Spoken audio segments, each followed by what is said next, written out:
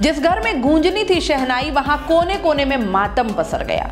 गलती किसकी, इस पर लंबी बहस है, पर करना कोई नहीं चाहता। एक जान चली गई। किसी घर की धुरी होती है एक महिला, पूरा परिवार जिसके इर्द गिर्द बुनता चलता है, फलता फूलता रहता है, वो धुरी ही कुचल दी गई बड़ी बेरहमी से, किसी की लापरवाही के कारण। आपको क्या लगता है, गलती सिर्फ उस बस की थी?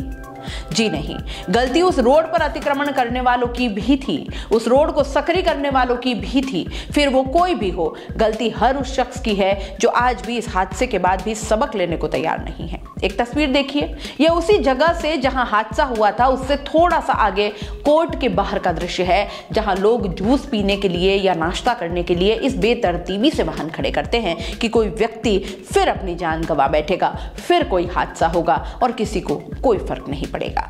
लेकिन पढ़ना चाहिए, क्योंकि भुगतता उसका परिवार ही है। जानना चाहते हैं कैसे? आइए बताते हैं। 22 साल की हेमलता बुधवार को 7 फेरे लेकर घर बसाने चली, लेकिन वो खुशी और रौनक उससे कोसों दूर है जो होने वाली दुल्हन में होती है। उसने सोमवार को हादसे में अपनी मां धन्नी बाई को खो दिया। मंगलवार को भुआणा मुख्य मार्ग स्थित अपने घर में हेमलता गुमसुम बैठी है। जिस घर में 4 दिन से शादी की रस्मों का उल्लास था, वहां अब सन्नाटा पसरा है।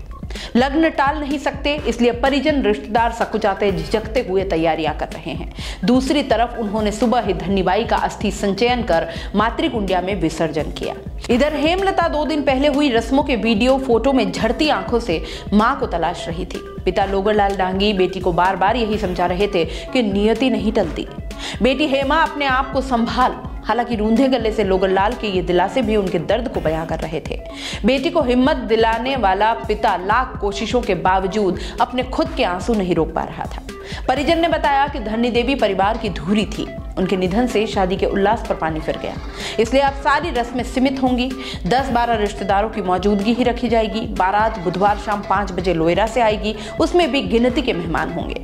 धन्नीबाई की इच्छा थी कि अपने हाथों से दूल्हे और बारातियों का स्वागत करे, लेकिन अब ये सारे रीति रिवाज बड़े स्तर पर नहीं हो पाएंगे। पड़ोसी शंकर ने बताया कि परिवार कई दिनों से शादी की तैयारियां कर रहा था, लेकिन हादसे से पूरा मोहल्ले में शोक की लहर छा गई है। सोमवार दोपहर करीब 12 बजे शहर के कोर्ट चौराहा से महज 30 मीटर दूर स्थित हनुमान मंदिर के सामने पीछे से आई तेज रफ्तार रोडवेज बस ने बाइक पर जा रहे लोगरलाल डांगी और उनकी पत्नी धन्नीबाई को चपेट में ले लिया।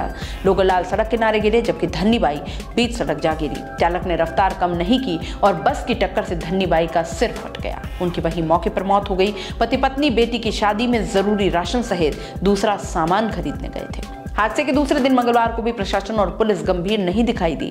रोड के दोनों तरफ वाहन अवैध रूप से खड़े दिखाई दिए। कई लोडिंग टेम्पो तो सड़क के बीचों बीच खड़े होकर पूरा ट्रैफिक अवरुद्ध करते दिखाई दिए।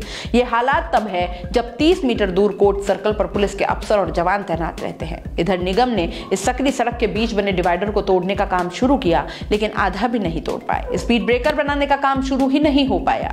डांगी समाज के प्रतिनिधियों के बीच कलेक्टर ताराचंद मीना ने मृतका की बेटी के लिए अपने स्तर पर 2,51,000 जुटाकर परिजनों को सौंपे हैं। लेकिन क्या ये काफी है? हमें अभी बहुत कुछ सीखना बाकी है, बहुत कुछ समझना बाकी है और बहुत कुछ बदलना बाकी है।